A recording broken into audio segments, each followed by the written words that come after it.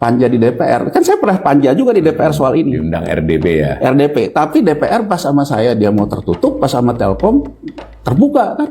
Nggak fair. Iya. Pada waktu itu saya ingat betul masalah IPO dan saya sedikit dalam tanda petik diledek lah ya. Omongan lu nggak bener. Omongan lu nggak bener nih. Begitu IPO aja harganya langsung naik ke 400. Iya. Kemudian laporan keuangan Telkom di Desembernya jadi mencetak laba.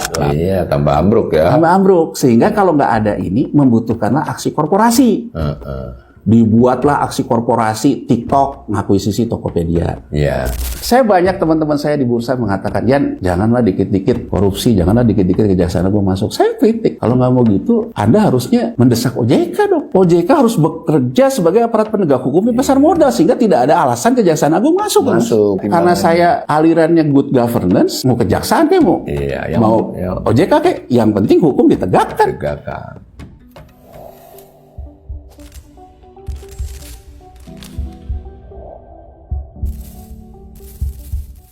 Salam cerdas, Ibu Bapak, saudara-saudara yang saya hormati. Kembali berjumpa di kanal Awali Rizki dalam sesi ngobrol ekonomi.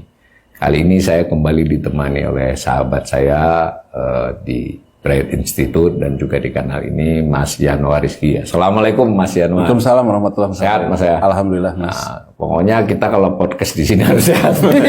Iya kita.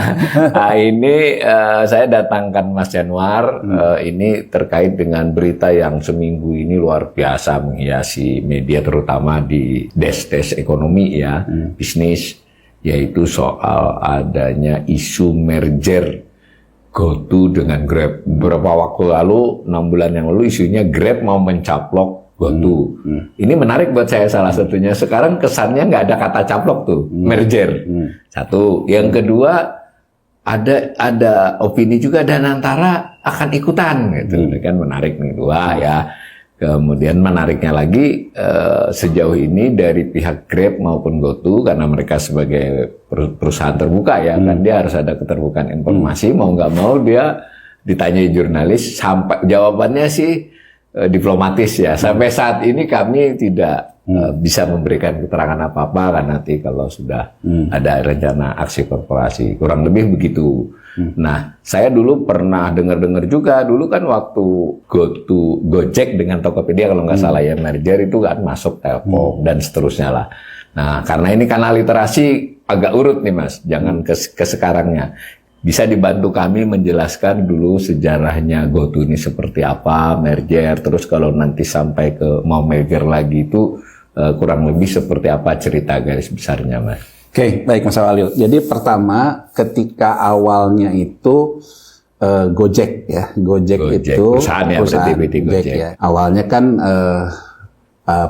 foundernya Nadiem Makarim. Nah, 2010 lah kalau nggak salah waktu berdiri. Nama perusahaannya PT Aplikasi Karya Bangsa. Oh, gitu ya. Jadi Gojek itu nama merek ya? Nama merek. Nama merek. Jadi Aplikasi Karya Bangsa gitu ya. Kemudian dia mengeluarkan Gojek gitu ya. Nah, kemudian Gojek beberapa kali melakukan restrukturisasi. Ya. Jadi artinya seperti khasnya perusahaan-perusahaan startup ya. Cepat berubah ya kepemilikan. Kemudian PT Aplikasi Karya Bangsa ini gitu ya memasukkan angel investor namanya. Jadi investor-investor yang membiayai startup ya. Jadi di situ masuklah SoftBank gitu ya. Oh, besar-besar ya. Besar. Waktu dia didirikan kecil masih ya. Kecil. Jadi masuklah SoftBank dan sebagainya dan kemudian jadi Gojek dengan PT Gojek gitu jadi segala PT Gojek PT Gojek. Itu. Masuk juga yang dari Indonesianya ada yang modelan Northstar namanya Northstar gitu ya, Northstar dan sebagainya. Nah, komposisi sahamnya tuh jadi akhirnya betul-betul menggelembung. Jadi yang PT Abdi tadi salah satu saja. Jadi akhirnya menggelembung besar valuasi. Nah, yang harus dipahami ya, di perusahaan-perusahaan teknologi ini selalu sebetulnya kenapa menjadi besar? Karena sebetulnya andalannya revaluasi. Jadi merevaluasi aset, nanti ada yang namanya goodwill, Mas Walil. Nah, goodwill ini bisa dikatakan misalnya berapa sih harga aplikasi Gojek ini? Dilihat lagi dari berapa yang pakai usernya segala macam ada ukuran-ukurannya, sehingga akhirnya ada goodwill. Jadi itu belum duit yang beneran ada, tapi semacam kira-kira perakiraan ini nilainya ini segini. Jadi di asetnya itu ada aset goodwill. Jadi intangible asset gitu. Jadi ini yang membuat orang tuh dulu selalu bingung perusahaan teknologi gede-gede ya dapat injeksi dan padahal pabriknya cuma segini, ininya cuma segini. Era bakar duit lah kurang lebih. Nah, dalam posisinya sebetulnya perusahaan-perusahaan startup ini kan orang selalu bilang, oh perusahaannya rugi, ya kan? Tapi kemudian investor masuk lagi. Nah, mungkin secara sederhana yang perlu dipahami, perusahaan-perusahaan seperti ini tuh sebenarnya kerjaannya jualan saham, Mas Walil.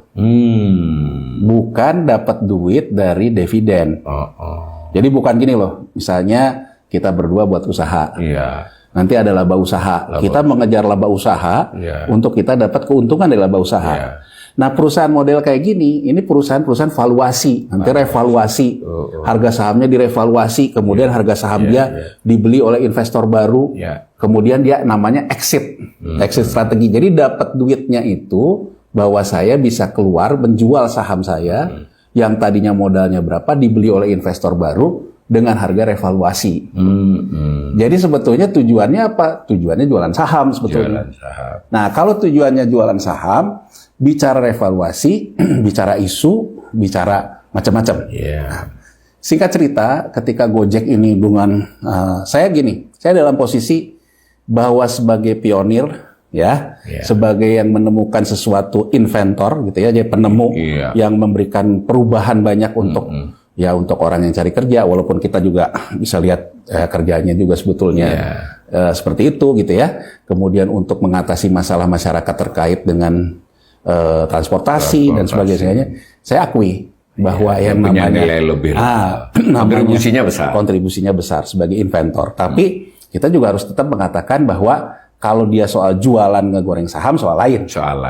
Gitu ya, itu soal lain. Ibaratnya lu punya jasa tapi nggak segitu amat jasa kamu kalau bahasa umum ya. Bahasa umum kan seperti itu gitu. Nah, jadi artinya dalam posisi seperti itu dengan value preposition yang terus membesar bahwa dia sebagai aplikasi yang bagus. 2017 PT ini menawarkan juga Telkom masuk nih awalnya. Telkom menawari Telkom masuk ke Gojek. Jadi artinya ini belum IPO, belum segala macam. Belum. Jadi bagian dari exit. Jadi dengan rencana Gojek misalnya mau membesar, Telkom beli nih, tapi belinya kan di harga berapa lah gitu ya. Jadi beberapa nanti bisa exit. Nah, di 2017 ini usulan ini tidak dipenuhi oleh pemegang saham Telkom, dalam hal ini Kementerian BUMN. Itu loh pada waktu itu. Panjang kalau kita ke sana, Pak, tapi intinya tidak dipenuhi. Pokoknya intinya tidak terjadi. 2019 ketika terjadi pergantian dan ada Menteri BUMN baru, kemudian ini dirubah, Mas Walil. Yang ngolah itu ya di Telkom dan Telkomsel. Nah, yang diolah itu karena gini loh, ada surat dari MA gitu ya, bahwa kalau BUMN itu keuangan negara yang dipisahkan. Artinya yang disebut dengan keuangan negaranya itu ketika rekening modal BUMN. Karena rekening modal BUMN itu yang ada di APBN. Ya betul. Itulah Mas Walil. Jadi artinya yang terkait keuangan negara itu seandainya mengganggu yang namanya rekening modal pemerintah.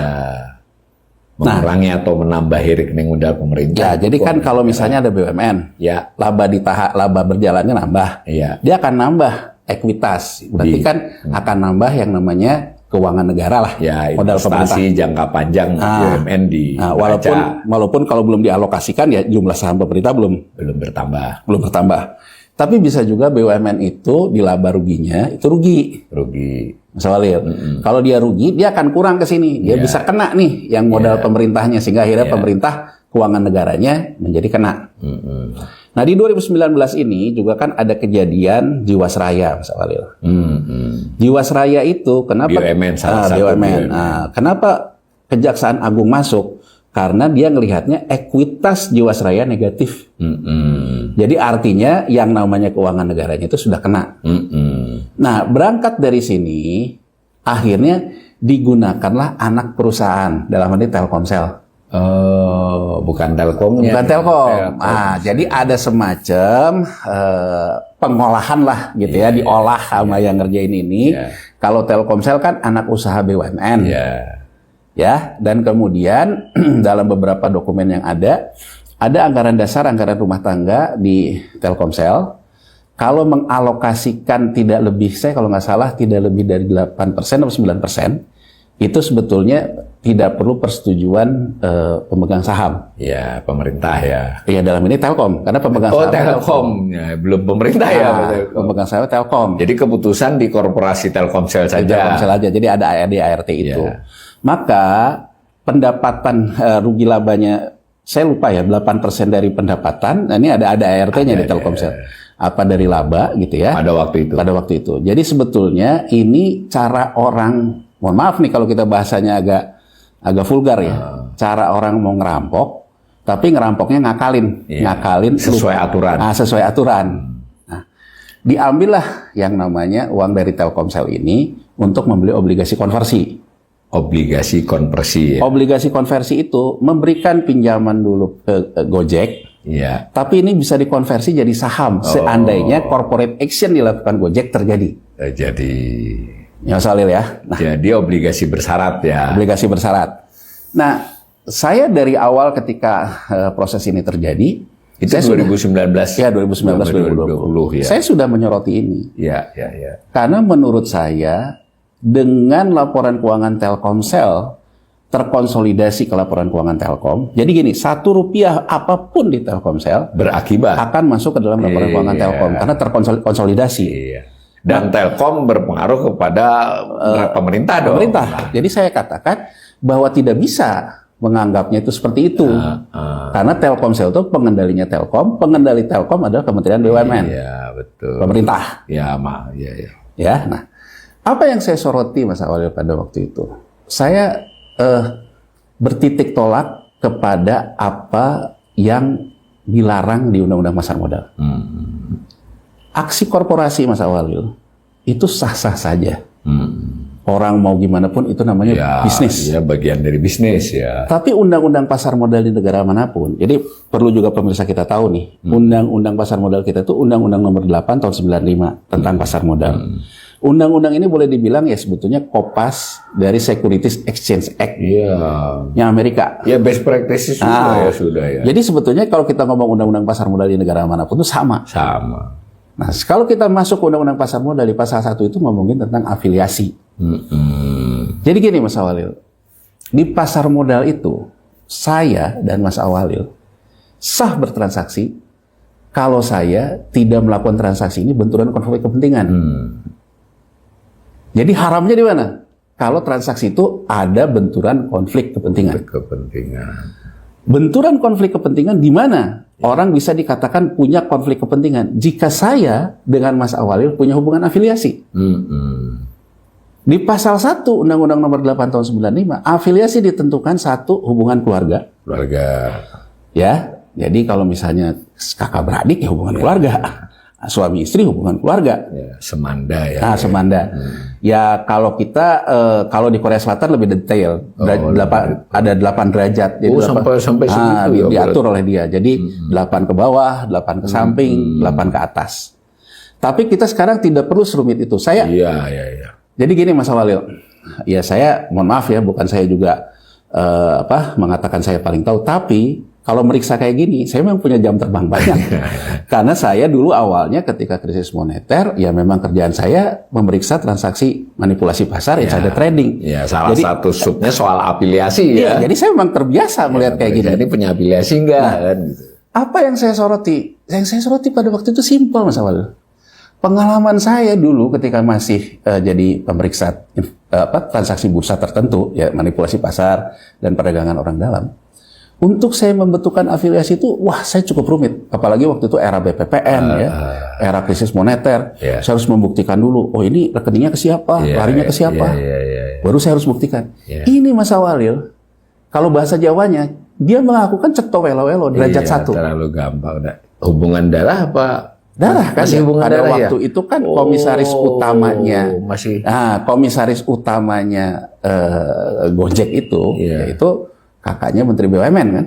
Oh, terlalu jelas banget jelas. Oh, Kemudian di Telkomsel, Iya. ya, komisaris utamanya, ya kan, itu juga ada di Tokopedia juga. ada. Oh, kalau ini berarti terkait apelasi jenis kedua. Ada hubungan. Ada hubungan keuangan lah ya. hubungan posisi. Ya. Hubungan posisi. Oke. Sama-sama berada di dua tempat yang melakukan transaksi. Masuk transaksi. Ya. Ada juga afiliasi karena profesional. Jadi ada komisaris independen di Telkom, Iya. ya. Kemudian dia juga adalah ketua komite audit karena kan dia komisaris independen kan. Iya. Nah, dia juga adalah lawyernya dari merger Gojek Tokopedia. Oh. Lawyernya Gojek lah. Lawyernya Gojek. Dia lawyernya Gojek. Jadi menurut saya pada waktu itu ini transaksi dilakukan oleh afiliasi yang cetowelo-welo. Iya. Maka transaksi ini terjadilah benturan konflik kepentingan. Iya. Oke. Ini masih membeli obligasi konversi. Iya, belum IPO ya. belum Ini IPO dan belum membeli tapi saham. memang ada konteks nantinya akan IPO sehingga obligasi ini bisa diswap menjadi saham ya, kurang lebih begitu kurang lebih gitu. Nah, dibelilah obligasi konversi ini oleh Telkomsel. Yang menarik adalah berikutnya kita tahu dari beberapa sumber gitu ya, bahwa di Telkomsel yang mengerjakan ini adalah salah satu direktur yang mewakili Temasek. Jadi Telkomsel itu pengendalinya Telkom 65%, 35% punya Temasek. Temasek juga punya saham di Gojek. Gitu loh Mas Awal. Jadi kalau sekarang kita ngomong Temasek punya kepentingan juga untuk exit lah yang saya bahasakan tadi, menjual sahamnya, ya kan? Karena tadi akar soalnya ini kan memang harus naik terus karena caranya memperoleh uang itu dari peningkatan saham. Oke. Kemudian obligasi konversi itu menyatakan apa? Obligasi konversi ini akan ditukar menjadi saham kalau Gojek dan Tokopedia merger. Oh, berarti sudah jauh hari ya, tahun ya. Obligasi sudah ya. konversinya itu seperti itu. Jadi kalau Gojek dan Tokopedia merger, Telkom punya hak mengexercise right-nya. Telkom apa Telkomsel? Telkomsel mempunyai hak untuk mengexercise right-nya. Jadi artinya obligasi konversi ini, kalau suatu saat Gojek dan Tokopedia itu kan merger, maka Telkom punya hak eksekusi obligasi konversinya ditukar jadi saham. Bisa dikatakan hak istimewa ya, dia duluan ya dapat saham ya. Jadi awal pertama obligasi konversi itu, dan juga ada ruang bahwa Telkom bisa membeli di harga berapa lah. Jadi kita kalau lihat segala macam. Nah, kemudian merger lah Gojek dan Tokopedia. Kejadian gitu. Nah, 2022 ya kalau sebelum pre-IPO. Nah, apa masalahnya yang saya perkarakan pada waktu itu? Transaksi Telkomsel ini transaksi material misalnya. Real lah. Material karena terkait dengan perubahan komposisi setelah merger itu. Makanya sesuai dengan Undang-Undang Pasar Modal, meskipun ada ADART di Telkomsel, tapi kalau ini transaksi material, maka persetujuannya harus tetap lewat pemegang saham. Beda dengan waktu hanya obligasi tadi. Ya, berarti kan karena obligasinya juga sudah mengatakan boleh mengexercise right, gitu ya. Berarti kan sebetulnya ini juga harus karena jadi transaksi material, karena material terhadap transaksi yang kemudian akan merubah valuasi dari Gojek Tokopedia. Oke deh, kita anggap saja materialnya pada saat konversi. Pada saat konversi, bukan pada saat dibeli pertama. Berarti pada saat konversi ini, karena ini transaksi material, maka persetujuannya akan sampai ke Telkom. Telkom akan ke Menteri BUMN. Iya dong, betul. Jadi saya kembali kepada koridor tentang governance tata kelola berdasarkan ketentuan-ketentuan di pasar modal. Ya, nah sekarang kita lihat gitu. Dalam posisi pada waktu itu, kenapa ini saya anggap transaksi material dan transaksi kunci?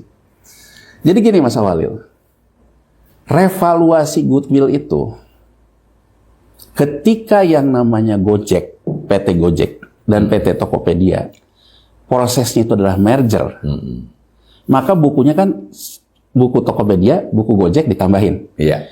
tapi akan ada yang menjadi acquire company, perusahaan yang akuisisi. Walaupun merger, tapi ada perusahaan yang akan menjadi perusahaan akuisisinya, walaupun merger. Ditentukan oleh mana? Yang bukunya lebih besar. Di antara keduanya. Di antara keduanya. Jelas Gojek lebih besar dari Tokopedia. Digabungkanlah lewat equity method, namanya lewat standar akuntansi. Digabungkanlah dari asetnya, dari segala macam. Nah, sampai akhirnya dalam posisi seperti itu, International Accounting Standard, ya kalau di International Accounting Standard itu standarnya namanya IFRS. Nah, IFRS ini diadaptasi juga oleh Standar Akuntansi Keuangan Indonesia. Nomornya PSAK 22. Jadi, pernyataan Standar Akuntansi nomor 22 mengatakan revaluasi goodwill kalau mengakibatkan selisih, jadi gini loh, hasil revaluasi goodwill-nya 10 misalnya. Mengakibatkan asetnya itu 100 katakanlah. Tapi di sudut pandang liabilitasnya 80. Agar balance, maka si saham, nilai buku sahamnya direvaluasi agar jadi 100. Jadi kalau revaluasi goodwill ini dipenuhi, maka harga saham pun tanpa Mas Awalil store duit, nilai sahamnya akan naik. Gampangannya gitu. Dengan rasio-rasio ini. Rasio-rasio itu. Tapi standar akuntansi nomor 22, ini juga nanti ada kaitan sama Grab ya, kenapa Grab ngajak-ngajak Danantara ya. Dalam standar akuntansi nomor 22 dan juga ada di FRS di internasional, revaluasi ini akan dianggap dicatatkan nilai untuk perusahaan yang belum ada acuan harga pasarnya. Harus ada investor baru yang masuk pada saat merger. Itu syarat ya? Syarat standar akuntansi. Ya, supaya terbentuk harga. Terbentuk harga. Jadi makanya menurut saya agar kita ini tujuannya literasi tercapai. Jadi bagaimana sih kenapa perusahaan teknologi ini kayak gini gitu ya? Jadi ada standar, ini sebenarnya permainan standar akuntansi Mas Awalil. Gitu loh. Begitu saya mengatakan bahwa revaluasinya kalau saya nggak salah itu jadi 90 triliun atau berapa ya, lupa lagi saya angkanya. Direvaluasi dengan aplikasinya Tokopedia segala macam. Sama-sama goodwill kedua-duanya. Yang namanya obligasi konversi ini Mas Awalil dieksekusi menjadi hak right-nya Telkom itu di hari merger. Oh, hari merger ya. Jadi sekarang Mas Awalil sehebat apapun berbisnis. Kalau Mas Awalil tidak punya yang namanya orang dalam, ordal, emang secepat itu? Jadi saya mengatakan bahwa terdapat potensi indikasi transaksi benturan konflik kepentingan karena transaksi obligasi konversi yang dikonversi menjadi saham menjadi penentu terjadinya aksi tersebut dan terjadinya revaluasi harga saham pemegang saham lama. Kalau secara perhitungan teknis ini butuh waktu, butuh kesepakatan, iyalah Mas Awalil ini begitu. Apalagi mulus lagi kan Mas Awalil kan ibaratnya kan perlu ngomong dulu di Telkomsel, ngomong dulu ke Telkom, Telkom juga harus ngomong ke pemegang sahamnya. Ya kan itu kan butuh waktu Mas Awalil. Gua langsung tek gitu loh. Jadi artinya begitu. Ini belum soal harga, belum sepakatnya aja sudah betul waktu. Jadi kalau ditanya, ya betul bahwa saya lihatnya dari sisi analisa bahwa ini akan terbukti memang butuh pemeriksaan penyidikan oleh aparat penegak hukum. Kita memberikan informasi juga pemirsa kenapa ini butuh diperiksa kan? Tapi dalam pengalaman saya dulu dalam meriksa kayak gini, yang kayak ginian pasti diperiksa Mas Awalil. Ini tidak. Ini kan tidak gitu loh. Sejauh ini tidak. Jadi artinya OJK sampai sejauh ini tidak memberikan reaksinya.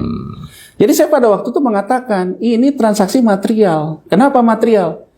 Jadi Mas Awalil dengan masuknya Telkom mengkonversi right itu, dia hanya beli sekitar 3%-an saham Gojek Tokopedia yang setelah merger itu, hak right yang dieksekusi itu. Dari tadi obligasi tadi. Nilainya dalam US dollar dengan kurs waktu itu jadi 6,4 triliun. 6,4 triliun. Bayangin Mas Awalil, 6,4 triliun hanya dapat 3%. 3%. Berarti valuasinya jadi gede banget. Karena yang pegang sahamnya itu banyak. Jumlah saham beredarnya itu banyak. Tapi transaksi itu tidak bisa terjadi seandainya ini tidak. Karena syarat tadi. Begitu Telkom bersedia memberikan eksekusi right-nya di harga satu lembarnya itu 270 maka semua pemegang saham yang di sudut kanan tadi, yang tadinya sahamnya Jadi mereka tuh tadinya saham itu harganya cuma 1 perak satu sahamnya Mas Awalil. 1 perak ya? 1 perak. Naik 270 kali lipat 270 kali lipat. Jadi Mas Awalil yang tadinya dari SoftBank, dari Northstar. Kalau pada waktu setelah merger ini Nadiem udah keluar. Oh sudah keluar justru. Sudah. Jadi PT Karya Abadi sudah enggak? Nadiemnya. Karena Nadiem jadi Mas Menteri ini. Iya. Oh waktu itu. Cuman kalau kita lihat dari liputan Tempo terakhir, rupanya proses ini juga udah dilakukan ketika exitnya Nadiem ya. Tapi itu kan soal lain lah. Karena waktu masih Gojek ya kita keterbatasan data ya. Kita bicara transaksi Telkom aja lah. Karena kalau saya baca di Tempo tuh ada kesan waktu transaksi Google sama Gojek itu terkait sama Nadiem. Tapi itu mungkin pemirsa kita bisa baca di Tempo lah ya. Kalau saya kan melihatnya dari sudut pandang pada saat terjadinya keuangan negara lah, Telkom. Ya. Nah, transaksi ini menjadi material Mas Awalil. Jadi Mas Awalil sebagai SoftBank, sebagai Northstar, sebagai siapa itu, Mas Awalil nggak store duit, tapi yang tadinya cuma store 1 perak satu saham, saat ini harga saham Mas Awalil akibat Telkomsel menjadi 270. Hanya sekitar 3-4 tahun ya itu ya, kalau nggak salah. Iya, jadi 270 kali. 2022 ya. Ya kan Mas Awalil? Nah, kembali Mas Awalil, dalam konstruksi Undang-Undang Pasar Modal, ya terkait dengan transaksi benturan kepentingan, transaksi orang dalam, ya kalau dalam hal ini terkait dengan transaksi orang dalam. Berarti kan ada orang dalam yang kemudian mendapatkan keuntungan dari kenaikan harga ini. Iya. Saya kemudian waktu itu melihat lagi, ini ada kok di prospektusnya GoTo juga. GoTo sebagai perusahaan itu Mas Awalil, itu juga aktif melakukan fungsi treasury. Jadi ini perlu dipahami juga oleh pemirsa kita bahwa GoTo itu bukan hanya mainan ojol saja. Hanya mainan ojol, dia tuh juga aktif melakukan fungsi treasury sebagai corporate. Treasury-nya itu adalah treasury sahamnya sendiri. Jadi sahamnya dibeli jual lagi. Ketika waktu itu belum IPO. Jadi yang dia lakukan adalah membeli pemegang saham yang pendiri, dibeli oleh treasury stock. Saya mengatakan susah untuk mengatakan uang 6,4 triliun dari Telkom masuk itu bukan dipakai untuk membeli saham-saham pendiri itu. Iya. Nah, dari data ini yang juga saya sampaikan ketika panja di DPR, kan saya pernah panja juga di DPR soal ini. Diundang RDP ya. RDP, tapi DPR pas sama saya dia mau tertutup, pas sama Telkom terbuka kan, nggak fair. Iya. Ya kan, nggak fair kan, jadi artinya mau Telkom dia terbuka kan, waktu itu ya saya betul-betul di inilah ya situasinya kan gitu ya. Nah jadi saya di DPR mengatakan, kan banyak juga yang nyerang saya. Saya bilang kalau soal ini saya punya jam terbang soal pemeriksaan beginian.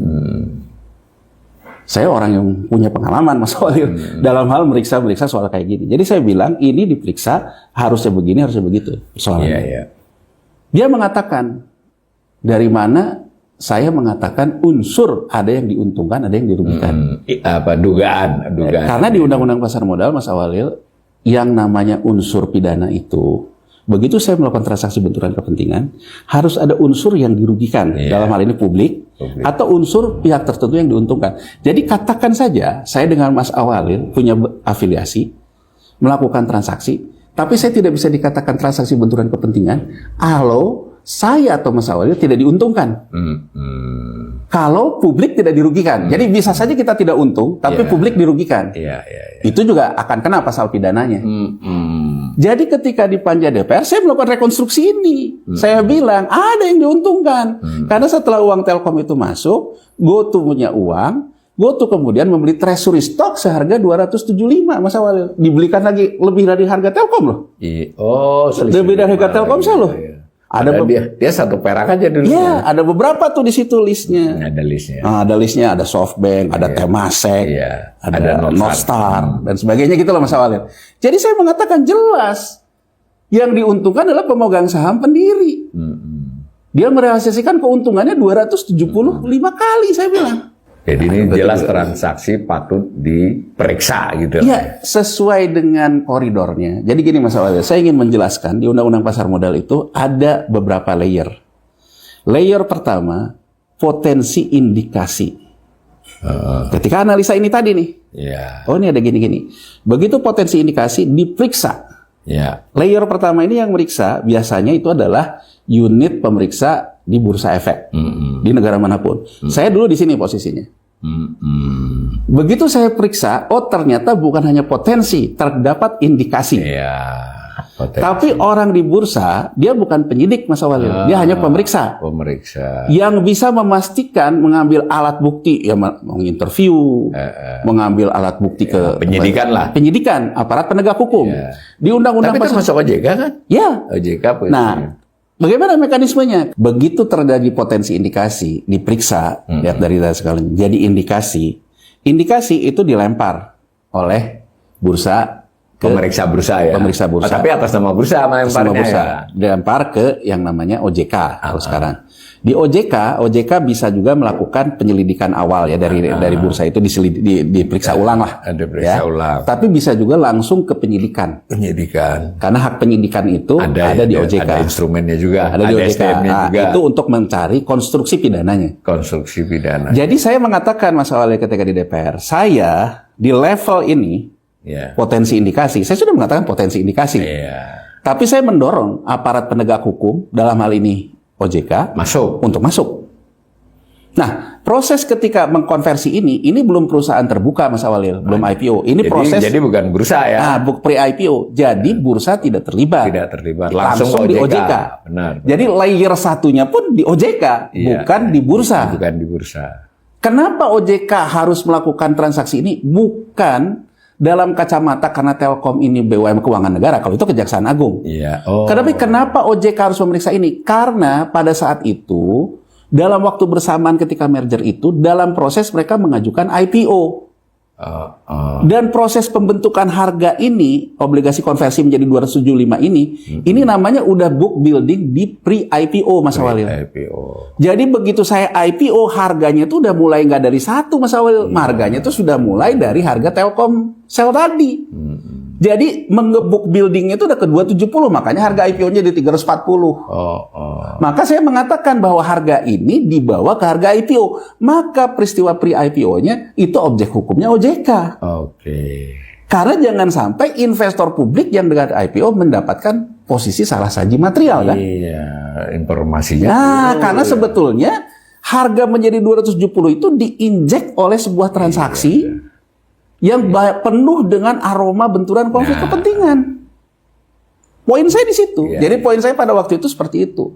Nah, Mas Awalil, dalam posisi kayak gitu, sekarang saya selalu mengatakan, semua orang, wah euforia. Telkom gini-gini. Dan semua orang mengatakan gitu. Bahkan yang retail juga, wah udahlah yang penting kan Gojek nih bakal terbang. GoTo bakal terbang gitu. Ya saya tidak dalam posisi itu. Saya dalam posisi sebetulnya satu, ya mau goreng kek, mau apa kek gitu ya. Tapi kalau gorengnya pakai uang negara, ya Anda harus bertanggung jawab. Tanggung jawab dong, apalagi uang negara itu akan berpotensi mengurangi dividen dan sebagainya. Pada waktu itu saya ingat betul masalah IPO, dan saya sedikit dalam tanda petik diledek lah ya oleh tim yang berkuasa pada waktu itu di omongan lu nggak bener. Omongan lu nggak bener nih, begitu IPO aja harganya langsung naik ke 400. Jadi 275 tuh nggak kemahalan. Nggak kemahalan, dan kemudian laporan keuangan Telkom di Desembernya jadi mencatat laba. Karena dia belinya 270, pas tutup buku harga pasarnya 400, laba. Sampai 400 ya? Pernah 400. Hampir menyentuh 400. Tapi saya bilang gini, ya terlihat aja. Karena ada juga standar akuntansi. Jadi yang harus dipahami gini Mas Awalil. Orang selalu mengatakan transaksi di Telkomsel dan Telkom ini di GoTo itu transaksi strategis, sinergi. Ya kita kembalikan aja sesuai dengan standar akuntansi, 3% tanpa hak pengendalian itu transaksi portofolio. Iya, bukan strategis. Bukan strategis, transaksi portofolio itu Anda hanya akan dapat untung kalau harga sahamnya naik, Anda akan rugi kalau harga sahamnya turun. Kalau strategis Anda bisa ikut mengelola atau? Pada waktu itu kenapa harganya bisa ditahan? Karena OJK membalas kritik, termasuk salah satunya kritik saya, dia menggunakan yang namanya lock up. Karena saya bilang, kalau gini caranya, yang namanya pemegang saham pendiri ini, dia jual sebagian ketika pre-IPO, udah dapat duit kan dibagi-bagi yang saya bilang tadi. Nanti ketika bursa, dia lepas semua barangnya. Kan gini loh masalahnya. Sekarang barangnya itu bermiliar-miliar lembar. Begitu proses IPO-nya di harga 340, dinaikin dulu ke 400. Mas Awalil jual, retailnya semua memburu saham GoTo. Mas Awalil akan lepas saham mana? Saham 1 perak Mas Awalil. Iya. Untung lagi 200 poin. Dan saya bilang itu saham akan berpotensi turun kalau yang namanya pihak pendirinya semua kemudian lepas saham yang 1 peraknya. OJK kemudian waktu itu menetapkan ada periode lock up. Dikunci. Dikunci 6 bulan. Nggak boleh jual si pendiri yang dapat ini. Yang tadi naik harganya tadi. Makanya saya pada waktu itu walaupun yang retail pada semangat, dan retail kita kan begitu semangat kan ngelihat harganya naik. Nah, terjadi setelah lock up-nya selesai, terus diguyur sampai turun kemarin sampai ke 50 itu. Sempat 50 ya. Sekarang saya tanya, kalau saya punya saham 1 perak, saya lepas 50 pun 50 kali saya untung Mas Awalil. Apalagi waktu ngelepas 350-an. 350 ada yang 270 segala macam. Nah akhirnya artinya skema bahwa publik yang dirugikan itu terjadi. Banyak yang nyangkut. Wah saya belinya di 300, tahunya harganya sekarang. Nah karena yang retail juga udah merasa nyangkut-nyangkut tadi, demand side-nya saham GoTo di bursa nggak ada. Iya, tambah ambruk ya. Tambah ambruk. Sehingga kalau nggak ada ini, membutuhkanlah aksi korporasi. Dibuatlah aksi korporasi, TikTok, ngakuisisi Tokopedia. Iya. Ya kan Mas Awalil? Iya. Nah, tapi saya sebelum berangkat ke sana, saya ingin mengatakan, penurunan harga ini, begitu dicatatkan di laporan keuangan Telkom, karena Telkom mengakuisisi Telkomsel. Begitu harganya... Telkom mengakuisisi Telkom. Bukan Telkomsel, itu konsolidasi laporan keuangan Telkom. Di laporan konsolidasinya di Telkom. Jadi, kalau kita lihat di laporan keuangan 1 tahun setelah Telkomsel mengkonsolidasikan pembelian GoTo ke Telkom, Telkom sudah melakukan impairment namanya Mas Awalil. Impairment. Saya waktu itu dibantah oleh orang-orang tim Kementerian BUMN, termasuk Telkom. Mengatakan bahwa itu kan unrealized loss, rugi yang belum terrealisasi. Saya jawab, jangan menyesatkan dong. Karena dalam standar akuntansi yang berlaku tahun 2020, PSAK 70, 7172, loss itu harus direalisasikan, masuk ke dalam rugi laba. Orang tanya, tapi kan nanti harganya bisa pulih lagi. Betul, begitu pulih lagi akan mencatatkan laba. Iya. Memang aturannya begitu, standarnya begitu. Tapi situasi sampai hari ini, Telkom sudah membukukan kerugian impairment 5,4 triliun. Tinggal sisa 1 triliun misalnya. Iya.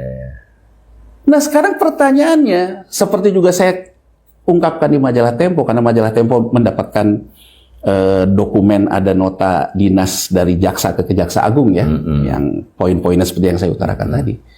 Saya mengatakan di majalah Tempo, unsur kerugian negaranya, negara Mas Awalil, dari tahun 2022 sampai 2025, laporan keuangan Telkom artinya berkurang laba usahanya sebesar 5,4. Kalau berkurang sebesar 5,4, negara juga berkurang angka dividennya.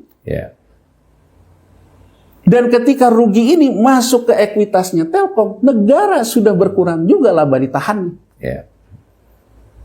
Jadi menurut saya skema ini jelas bahwa kalau dari kacamata keuangan negara ada indikasi kerugian. Dan kerugiannya sudah real sebenarnya. Kalaupun kita tidak mau mengobok-obok ini membawa ke urusan keuangan negara, secara undang-undang pasar modal pun transaksi ini merugikan.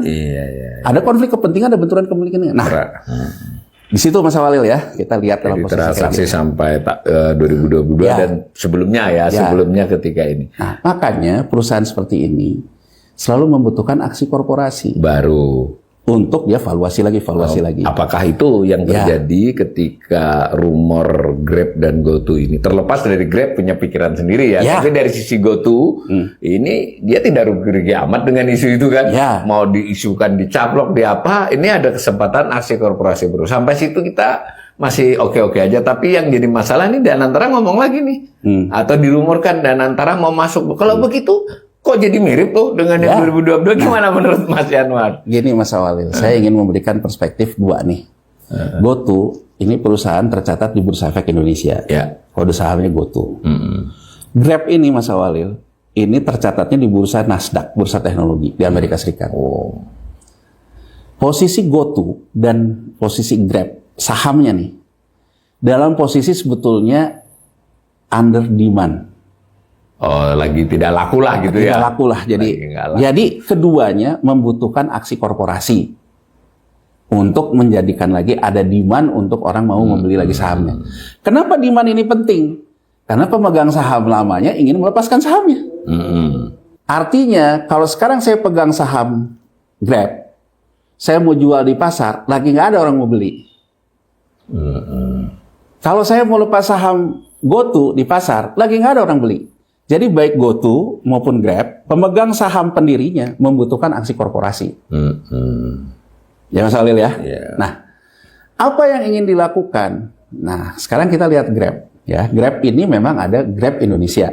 Tapi Grab Indonesia ini sebagian dari Grab Holding.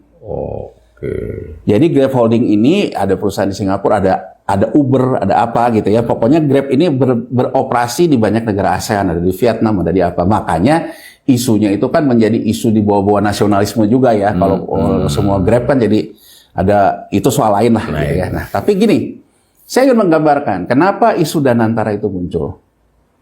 Jadi saya melihat begini Mas Awalil, di awal-awal Danantara ini ada. Saya lihat bos-bos Danantara ini, ya CEO Danantara, Osan gitu ya. Kemudian Chief Investment-nya Pandu Sahrir. Yang pertama kali ditemui itu BlackRock. BlackRock itu nama grup bisnis ya? Ya, hedge fund. Hedge fund. Jadi, hedge fund. Hedge fund gede ya? Hedge fund. Jadi, tapi dia biasa jadi angel investor perusahaan startup teknologi. Oke, memang udah punya rekam jejak itu. Nah, saya pada waktu itu melihat, loh, kalau ketemu BlackRock, dan kemudian BlackRock mengatakan bahwa BlackRock mendukung dan sebagainya, ya.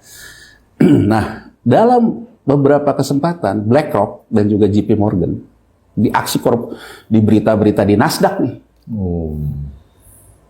BlackRock dan juga kemudian JP Morgan menunjukkan indikasi dia menginginkan ada exit di Grab. Jadi saya kemudian dari baca itu saya mengkaitkan, oh jangan-jangan ini akan dikawinin lagi nih. Sebelum bicara tentang mau merger segala macam Grab, jadi mengulang lagi cerita Telkom tadi. Jadi ada dua perusahaan merger. Iya. Tapi nanti angkanya itu akan tervaluasi kalau ada yang masuk investor baru. Tapi dari sisi sini sudut pandang Grab nih yang ditebak oleh Mas Yanuar. Awalnya. Kemudian isu ini berkembang dan antara membantah akan ikut dan sebagainya. Tapi yang terakhir ini kan menarik, Mensesnek yang ngomong. Iya. Beneran akan, maksudnya agak sedang sedikit sedang mengkaji merger Grab dan GoTo. Nah, saya ingin mengatakan simpel aja Mas Awalil. Kalau tadi Mas Awalil di awal nanya, awalnya akuisisi atau sekarang merger. Jadi sebenarnya kalau Grab sama GoTo ini merger, yang menjadi acquire company-nya akan Grab. Karena dia lebih gede. Karena Grab lebih gede. Artinya, sekarang saya ingin memberikan gambaran. Ini agak beda ketika Gojek dan Tokopedia, dua-duanya belum perusahaan terbuka Mas Awalil. Ya kayak ada pre-IPO. Kalau misalnya Grab dan GoTo merger dan akuisisi, dua-duanya perusahaan terbuka, tapi masalahnya beda bursa. Yang satu itu di bursa Nasdaq, yang satu di bursa Efek Indonesia. Nah, nanti ada beberapa teknisnya kalau misalnya sahamnya bisa diperdagangkan dua listing, bisa terjadi gitu nih. Jadi saham di Grab GoTo di bursa bisa dijual di Nasdaq, bisa begitu dan nih. Ini pemenuhan keterbukaan informasinya juga lebih kompleks ya. Jadi ini kalau kompleksitas ini kita abaikan dulu dah. Abaikan dulu nih. Sekarang kita ngelihat dulu kembali ke, karena ini perusahaan satu berbasisnya di Amerika, listing di Amerika, basisnya di Singapura. Grab ini basisnya di Singapura, tapi listingnya di Amerika. Kalau kita kan basisnya di Indonesia. Maka akan menggunakan International Accounting Standard. Otomatis ya. Ya, bukan standar akuntansi Indonesia. Iya. Tapi sama aja, International Accounting Standard, IFRS tentang goodwill sama. Iya, karena sudah dijelaskan Mas. Nah, jadi begitu nanti di merger, digabungin, buku ke buku. Nah, kalau misalnya ada revaluasi yang diinginkan ditambahkan, ya berarti harus ada yang masuk ketika proses merger itu. Namanya prosesnya right issue. Karena dua perusahaan ini udah perusahaan publik. Jadi kenapa sekarang ini dihembus-hembuskan dan semua orang membuat harga GoTo itu ngejar ke atas? Karena waktu 50 awal itu yang banyak beli itu JP Morgan. JP Morgan juga dalam posisi Grab. Ini permainan isunya di situ Mas Awalil. Nah, sehingga akhirnya investor retailnya, wah ini kayaknya nih bakal akan naik terus. Akan naik. Muncullah Mensesnek mengatakan pemerintah sedang mengkaji. Ya orang akan berpersepsi, wah daripada saya ketinggalan kereta, saya beli aja. Kenapa Mas Awalil? Karena berdasarkan yang saya lihat ya, saya belum ngitung ya. Tapi kalau saya hitung kasar, kalau merger ini tanpa revaluasi, tanpa ada right issue ya Mas Awalil ya. Apa yang dimaksud ini? Saya ingin jelaskan. Ketika TikTok mengakuisisi Tokopedia, ya. Apa yang dilakukan oleh GoTo? GoTo bilang, TikTok nggak usah masuk ke GoTo. Kita lepaskan aja perusahaan kita yang namanya Tokopedia, di spin-off. Ya, nah Tokopedia yang di spin-off ini yang diakuisisi, di merger oleh TikTok. Udah terjadi ya? Udah. Nah, buku ketemu buku. Sahamnya GoTo yang tadinya 100% nilainya di Tokopedia. Karena dimasukin digabungkan dengan bukunya TikTok, dia terdilusi sahamnya cuma nilai 25 sesuai nilai buku. Sesuai nilai buku. Tapi ini tidak disertai oleh revaluasi yang saya katakan tadi, tidak ada investor baru masuk ketika TikTok dan juga Tokopedia masuk. TikTok pun tidak ada keluar uang tunai Mas Awalil. Jadi cuma buku ketemu buku. Ya penyesuaian pencatatan itu penyesuaian pencatatan. Nah, kalau penyesuaian pencatatan, maka yang terjadi sahamnya GoTo terdilusi. Karena nilainya kalah dengan nilai bukunya TikTok. Di Tokopedia. Nah, cuman GoTo pada waktu itu membuat perjanjian, dia meminta kepada TikTok secara jangka panjang, dia jangan terdilusi lebih lagi dari 25. Jadi artinya apa? Kalau nanti TikTok ada masuk investor baru, dia dikunci lah, jangan terdilusi lagi. Nah artinya, ketika GoTo melepaskan Tokopedia ke TikTok, dia nggak dapat duit Mas Walil. Tapi mungkin dia melepaskan biayanya Tokopedia ke TikTok. Mungkin perhitungan internal. Rugi nih, makanya tahu kita. Makanya orang banyak bilang bahwa sekarang GoTo itu bukunya udah lebih bagus. Iya, jelas karena ruginya Tokopedia udah nggak masuk ke pembukuan dia, kan berkurang. Tapi TikTok punya kepentingan hitungan sendiri juga. Sendiri lah soal ini bisnis lah. Tapi saya ingin meliterasi tentang cara itu. Iya, dalam cara ini TikTok dengan Tokopedia malah nggak terlalu bermasalah ya secara keuangan ini ya. Ya, nah sekarang kalau misalnya Mas Walid tanpa revaluasi nih, GoTo dan Grab terakuisisi. Umpama ya. Menurut saya pemegang saham GoTo akan terdilusi sama kayak waktu Tokopedia. Jadi kalau sekarang muncul isu di Bloomberg di mana bahwa akan ada rups luar biasa bulan depan, pemegang saham seperti SoftBank menganggap bahwa CEO GoTo saat ini tidak menghendaki merger. CEO yang saat ini kan Northstar nih. Sahamnya Northstar. Nah sekarang saya tanya, kenapa dia keberatan? Ini asumsi dan analisa saya ya, saya nggak tanya juga gitu ya. Tapi asumsi saya, dia keberatan apa? Karena transaksi ini tidak ada menguntungkan buat dia. Dia akan terdilusi saham dia. Ya Mas Walil ya? Iya betul. Tapi tidak untuk SoftBank. Karena SoftBank walaupun terdilusi di GoTo, tapi SoftBank juga punya saham di Grab. Oh dia punya di Grab. Iya, pemegang saham silang gitu loh Mas Walil. Makanya dia jadi dalam tanda petik tuh dikerumuni oleh pemegang saham lainnya. Anda jangan nolak, karena buat dia malah dia tambah kuat karena sahamnya silang. Tapi tidak buat mereka. Sekarang kalau misalnya transaksi ini tanpa transaksi tunai, tidak ada right issue setelah IPO, ya, saya perkirakan angkanya mungkin akan ketemu di 96-100. Dari sekarang 60. Nah, berarti kan Telkomsel tetap rugi. Tetap rugi 270 berbanding 100 masih rugi dia. Masih rugi, udah rugi dia pun terdilusi Mas Walid, nggak akan 3% lagi. Dua kerugian tanda petik ya. Nah makanya menurut saya ada isu juga soal hukum yang tadi saya utarakan mulai naik diangkat lagi karena mungkin presiden ya kan dia melihat dulu maunya apa ini sudah dapat kecil rugi yang direalisasi sekarang malah tambah kecil lagi masih rugi juga. Makanya gimana strategisnya pakai duit negara kira-kira gitu. Makanya sesuai dengan beberapa narasi yang sering diutarakan presiden, saya ampuni kalau uangnya dikembalikan gitu kan. Nah makanya ada 6,2 triliun gitu tuh. Sekarang kalau 1 berarti ruginya 5 ya kurang lebih lah. Jadi kalaupun misalnya besok merger tanpa ada suntikan dana, 2, Telkom tetap juga tidak recovery ke harga 270. Kedua, saham dia terdilusi. Ya kan? Nah, saya melihatnya ada semacam penyelesaian di luar peradilan. Dan saya ingin mengatakan, di Undang-Undang Nomor 8 Tahun 95 tentang pasar modal, memang dimungkinkan penyelesaian pidana di luar peradilan sepanjang Anda membayar denda. Oh, dimungkinkan, Mas Awalil. Jadi sebetulnya, tapi harus ada penegakan hukumnya kan, nggak bisa. dong. OJK harus OJK. jelas. Cuman kan karena OJK tidak bergerak, memang ada kemungkinan Kejaksaan Agung yang mengambil alih gitu loh. Jadi saya banyak teman-teman saya di bursa mengatakan, Yan, janganlah dikit-dikit korupsi, janganlah dikit-dikit Kejaksaan Agung masuk. Saya kritik. Kalau nggak mau gitu, Anda harusnya mendesak OJK dong. Iya. OJK harus bekerja sebagai aparat penegak hukum di pasar modal sehingga tidak ada alasan Kejaksaan Agung masuk. Dan itu bisa diselesaikan non hukum asal bener gitu loh ya. Dan saya karena saya alirannya good governance, ya kan? Terbuka dong. Terbuka, saya sih mau kejaksaan kayak mau. Iya, mau OJK kayak yang penting hukum ditegakkan.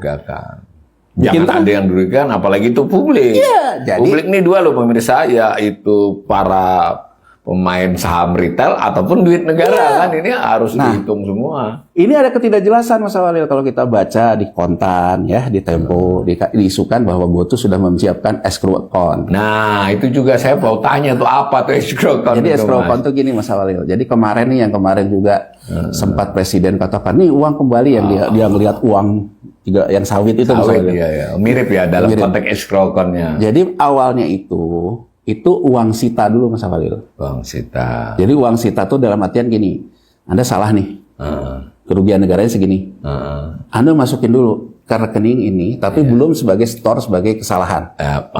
Peradilan masih terus, atau penegakan hukum masih terus berlangsung. Proses. Tapi taruh dulu. Kalau nanti berdasarkan penegakan hukum Anda salah, ini uang langsung pindah. Jadi Anda menyiapkan uang sebagai jaminan. Kalau Anda dinyatakan kalah secara hukum, gampangnya kalau penjahat biasa supaya kamu jangan lari.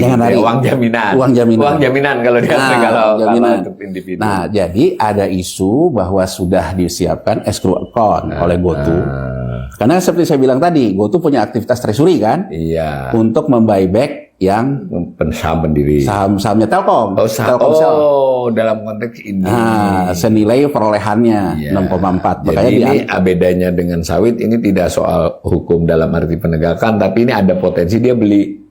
Jadi supaya nggak jadi rugi. Kalau ini kan kemudian umpama karena ada escrow account ditaruh kurang lebih 5 triliun. Ini yang nggak jelas nih. Tapi yang jelas kan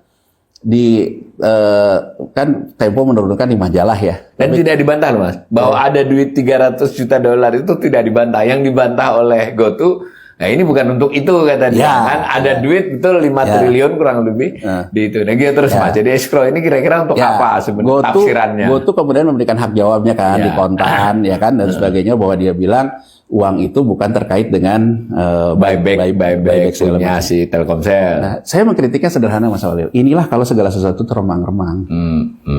Menurut saya, kalau Presiden memerintahkan bahwa saya terima tobat asal balikin, koridornya tetap harus penegakan hukum.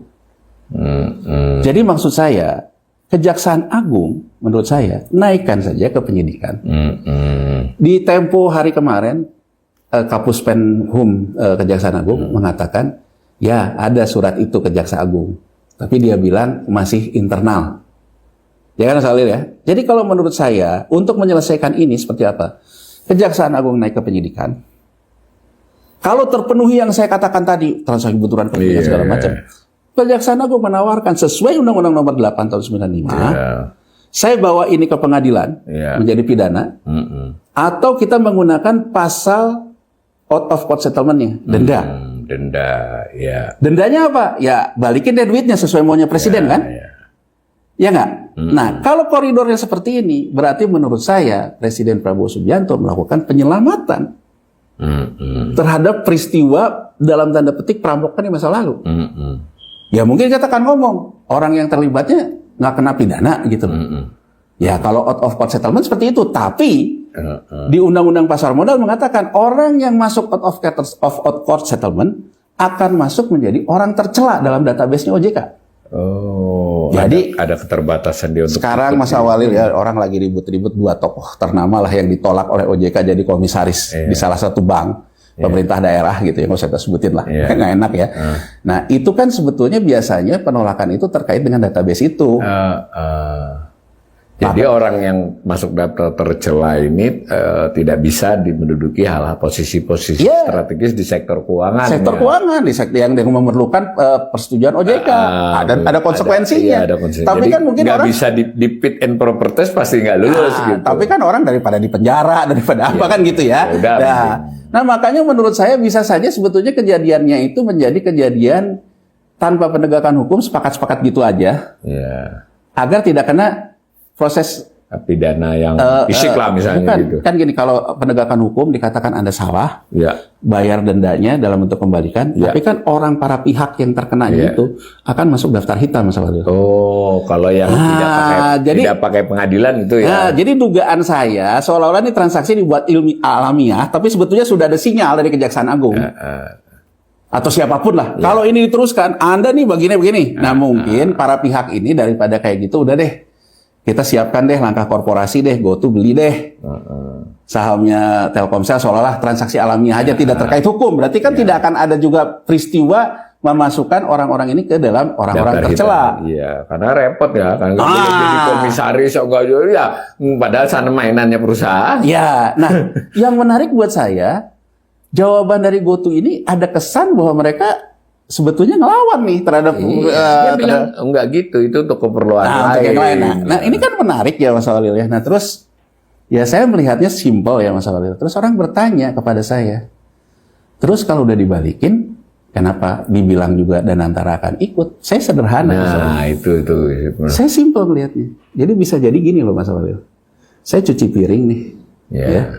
Setelah piringnya bersih, saya taruh. Saya jadikan itu menjadi berita yang mengangkat nama saya, namanya politik kan. Tapi ketika saya nyuci itu, saya lihat nodanya. Seandainya noda ini saya yang menikmati, enak juga ya. Kenapa nggak dibikin noda kayak begitu lagi untuk operasi baru? Jadi saya melihatnya simple. Kalau dulu dimanfaatkan oleh yang berkuasa pada saat itu, yang berkuasa saat ini mengembalikan dulu yang ini, tapi dia juga mengulang cerita masa lalu. Jadi menurut saya rawan pada titik itu ya, antara masuk ke merger. Jadi begitu nanti misalnya merger, kalau buku ketemu buku misalnya 96, tapi katakan Danantara yang DIM, Danantara Investment Management, tertarik masuk di angka 110 kayak berapa kayak gitu loh. Atau bahkan 300. Atau berapa lah terserah gitu loh. Ya kan dia tertarik masuk, maka harga juga kan akan upping lagi. Nah, jadi Mas Walil, saya hanya ingin mengatakan itu literasinya. Kalau Danantara itu nanti masuk juga bisa mengulang transaksi revaluasi. Jadi saya ingin proporsional. Bicara ojol ini, bicara tentang kesejahteraan supir ojol, hal yang berbeda. Tidak ada kaitannya dengan ini. Sama sekali bahkan. Saya ingin kita mengajak secara rasional. Coba kita lihat laporan keuangan GoTo maupun laporan keuangan Grab di Indonesia. Dari pendapatan yang diambil dari para supir ojol itu, kemudian biaya terbesarnya biaya manajemen. Biaya manajemen itu biaya gaji eksekutifnya.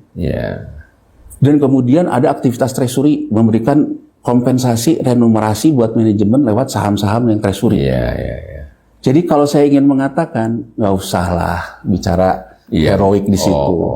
Anda itu juga membuat para ojol yang banyak ini untuk gaji Anda besar. Dan kemudian kalaupun ada pendapatan juga dipakai untuk treasury stock, untuk kekayaan Anda. Ya saya ingin mengatakan kapitalis ya kapitalis.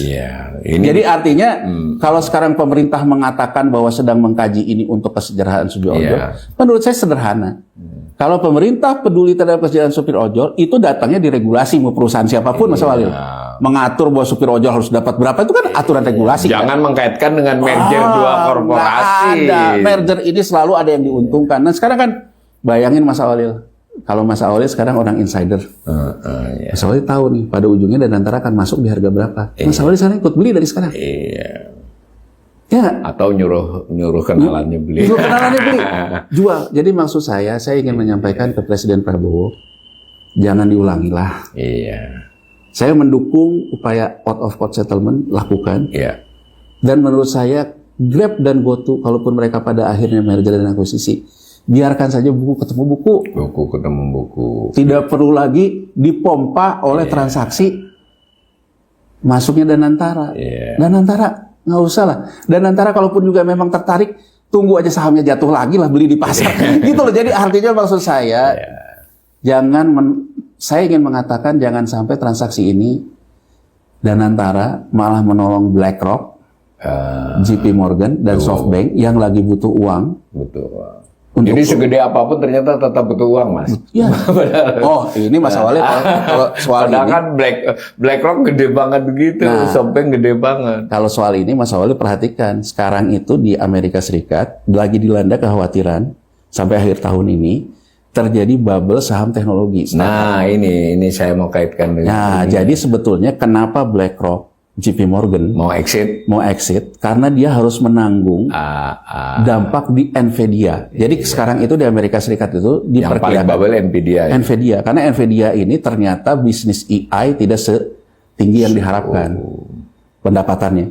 Nah, dari testimoni Gubernur The Fed, dia bilang tidak akan terjadi bubble.com 90 karena dia bilang ada cash in lah. Jadi dia menyarankan para angel investor ini ya BlackRock, JP Morgan semua yang masuk ini dia untuk menormalisasi laporan keuangannya. Artinya saya ingin menggambarkan dari statement Jeremy Powell itu bahwa perusahaan-perusahaan ini lagi membutuhkan stabilitas cash. Nah sekarang stabilitas cash ngejual yang mana? Ya salah satu potensinya mungkin di Grab ini. Iya, dan di beberapa tempat. Jadi biarpun kalau untuk ukuran dia kecil 5 biji jadi gede ya, jadi menolongi cash flow. Jadi jangan sampailah kita membangun cerita narasi pada dasarnya kita nolongin kapitalis asing gitu. Nah, ini masalah. Dan meskipun saya ingin tekankan pemirsa yang bagian soal tentang yang belum terjadi ini, Mas Yanwar ya bisa dikatakan menganalisis. Justru analisis seperti ini, prediksi ini supaya tidak terjadi yang buruk seperti diperkirakan Mas Yanwar. Beliau ini bukan dukun. Justru kalau tidak terjadi malah seneng kan, artinya kan berarti benar kita pengen ini supaya jangan. Nah, karena dasar analisis Mas Yanwar peristiwa dari 2019 sampai 2022 dari soal obligasinya Telkomsel beli obligasinya Gojek, lalu nanti merger kemudian masuk sampai sekarang. Nah, kalau ini diulangi lagi kan masih mending dulu nolongi Gojek. Kalau ini nanti ini ya populernya masa nolongi yang lebih gede dari kita, bahkan lebih gede dari Danantara kan itu toh. Kira-kira begitu. Tentu kita masih menunggu dan kelihatannya untuk topik ini kita akan berulang ya beberapa kali sambil kita melihat berita-berita. Kita para pemirsa sekali lagi jangan merasa hal-hal begini tidak ada kaitannya dengan saya nggak punya saham Gojek, saya nggak bisa, ini benar-benar terhubung. Apalagi kita harus mengakui, Grab, Gojek ini secara kehidupan sehari-hari kita adalah sesuatu banget. Jadi kita lepaskan ya bahwa kita ngeritik soal keuangan ini dengan kita betul-betul apresiasi aplikator seperti Grab, Gojek itu melakukan perubahan-perubahan yang bermanfaat. Tapi maksudnya ya bahwa ya bermanfaat, mereka dapat kompensasi sesuai dengan inovasi mereka itu, tapi jangan mengambil hak-hak yang di luar itu. Mudah-mudahan ekonomi Indonesia ke depan makin menjadi lebih baik. Terima kasih Mas. Sama-sama Mas Walid. Kita mulai tradisi baru Mas.